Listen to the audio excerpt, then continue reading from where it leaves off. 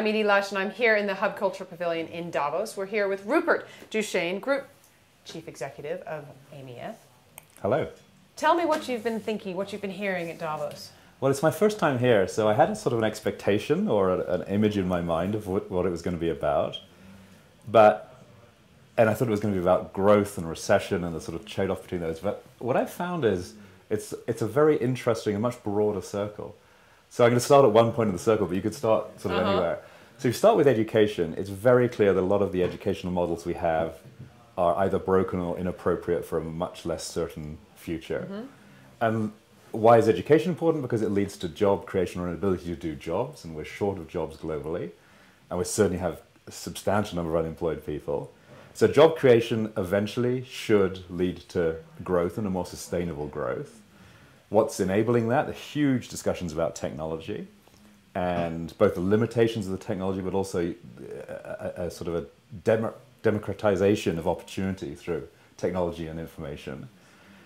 And then, of course, that's all underpinned by global infrastructure, which is under significant threat. And we've heard a lot about cyber threat, cybersecurity, and the inevitability of systemic breakdowns in various parts. And then, of course, all these people, these new people who are using technology for the first time, obviously in very remote areas often. How do you educate them to use technology? How do you educate them to work in a way that exploits technology but doesn't expose them to risks? And you get right back to education. So it's a really interesting circle and a lot broader in the quality of the debate and the participants in the debate than I thought would be the case. So you sort of have this Davos thing of it's government and big business and they're cooking up something sinister. You know, those are just two components of what was actually, I found over 3 days now, a much broader debate. So Aimia does loyalty programs. Correct. So you come in somewhere in that kind of security, internet question. So tell me about that. So we own 5 big loyalty programs around the world, and we run about another 200. So think frequent flyer programs or retail programs, etc. They are closed loop systems. So you sign up for one, you get a card, your data is held at sort of bank level security, and in exchange for using your data to influence your purchasing behavior, you get something back, points. So we run that very much on the same basis because people are irrationally sort of tied to their loyalty points. We run that with very similar security protocols to banks.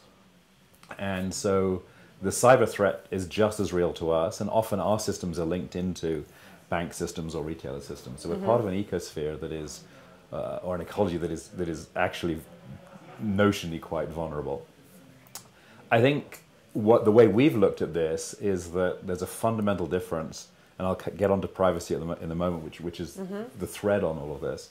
There's a fundamental difference between those closed-loop systems like your bank account or your frequent flyer account or your cashback rewards account than an open system that's using similar data like a Google or a Facebook or any other kind of social media.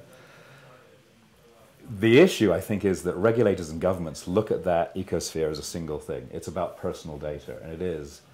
So there's going to be, in my view, and there needs to be, much more rigorous regulation around both the storage and use of that data.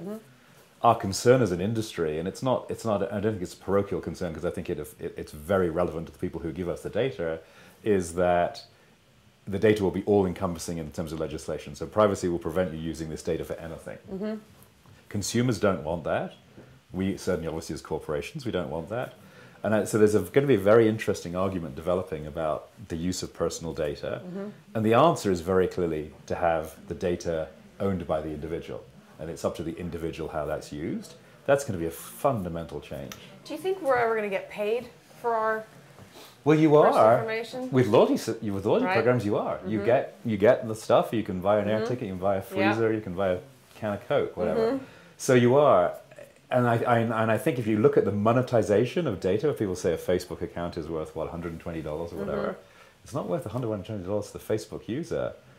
It's worth $120 because they can exploit that for somebody else. Now that's a reasonable trade-off because you get this extraordinary program for free, but at some time I think that value exchange is going to be much more explicit, or you as the individual won't give permission to have that data used.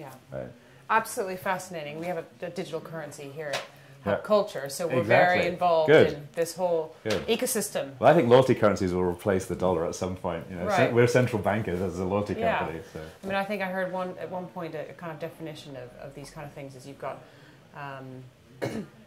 digital currency. We've got the big currencies, which are the rocks, Yeah. and then you've got the loyalty points, and then you've got little digital currencies, and it's Right. a sort of big rock, small pebble, bits of sand Yeah. filling up the whole Yeah.